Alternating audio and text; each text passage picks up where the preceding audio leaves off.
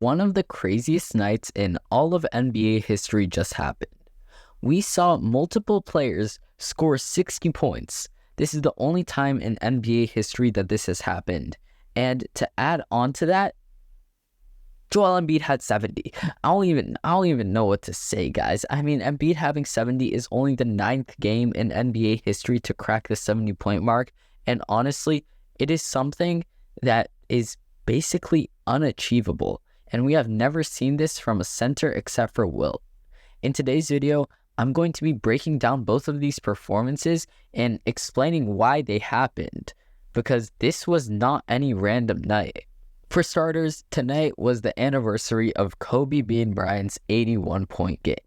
That's right, 18 years ago today, Kobe dropped 81, which is the second highest scoring game in NBA history. And it seems like Joel Embiid and Karl Towns both chose to represent that tonight. Embiid dropping 70 points and 18 rebounds, and Cat dropping 62 with 10 made threes. But how did this all happen? I mean, what made it so that they can randomly go and explode for a night like this? Well, it wasn't exactly random, because Joel Embiid has been building up this performance for a very long time, and he seems to have taken his anger out on poor rookie Victor Wembanyama. Look, Joel Embiid is currently averaging 36 points per game this season, and he's had a good number of games crack the 50-point mark. He's even had one game crack 60. So what makes me say that Joel Embiid was due for the 70-point game? I mean, he's just been so dominant recently, and against a team like the Spurs, except for Victor, there's no one that can really guard him. Also, Embiid has recently learned how to shoot the three ball, which really just makes him such a good player, and it makes it possible for him to have performances like these. On the other side of things, Karl Towns with 62 points. Just absolutely ridiculous, guys. Someone like Cat was never expected to have a night like this. I definitely wasn't expecting it, and I don't think anyone else in the world was expecting it.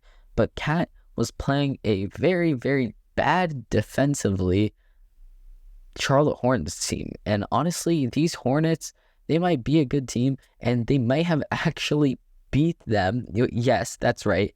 The Timberwolves lost on this 62-point Cat performance, but this was a disgusting game. No one could guard Cat. Now, Karl Towns weirdly, very, very weirdly, was benched. Yeah, that's right. There's a plot twist, guys. He was benched with 5 minutes left in the game, and his coach got really, really mad at him. In the post-game interview, he said Cat was playing selfish basketball, and if he keeps doing that, we're going to keep benching him, which is absolutely crazy after he dropped 62 points. But Cat's ability to shoot the three is really what carried him to this game, because Cat just could not miss tonight. Through the third quarter, he had 54 points and shot the ball 10 for 12 from three. He was literally on pace to break the three-point scoring record, which is incredible to say, especially because Karl Towns is a center. Joel Embiid's game tonight was absolutely insane because he drew 23 free throws and made 21 of them, along with 24 of 41 from the field.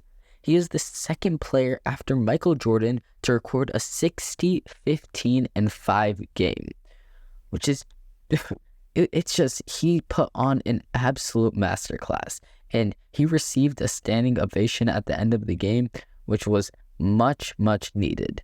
He only had one turnover the entire game, and this was the first ever 70, 15, and 5 game in NBA history. This only solidifies his legendariness, and I say absolute legendariness, and his definite win this year for MVP, because he is head and shoulders above everyone else.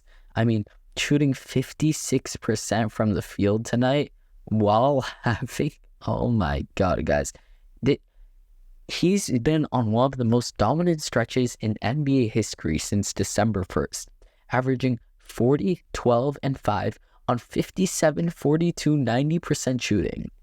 That's right. Joel Embiid is averaging a 40-point double-double on 50, 40, 90 shooting.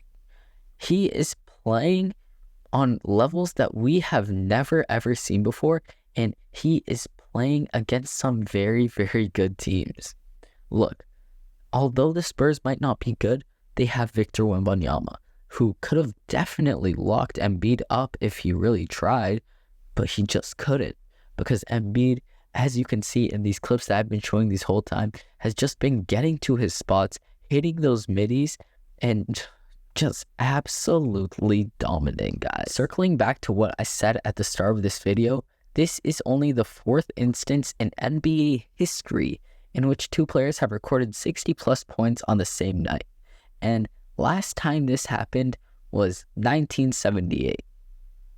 Yeah, that's right, 1978, which is 46 years ago.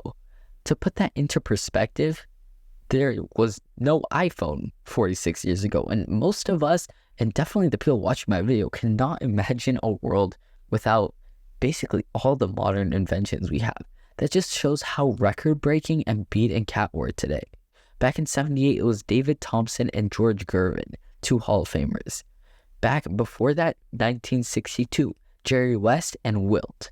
Jerry had 63, Wilt had 62. And in 1961, Wilt had 78, while Elgin Baylor had 63 points. These are just absolutely ridiculous stats, but putting up these numbers now, with how much the NBA has evolved, is even more ridiculous. Now, it wasn't only these games that were crazy, because DeJounte Murray tonight had 35, 10, and 6. Luka had 33, 17, and 12.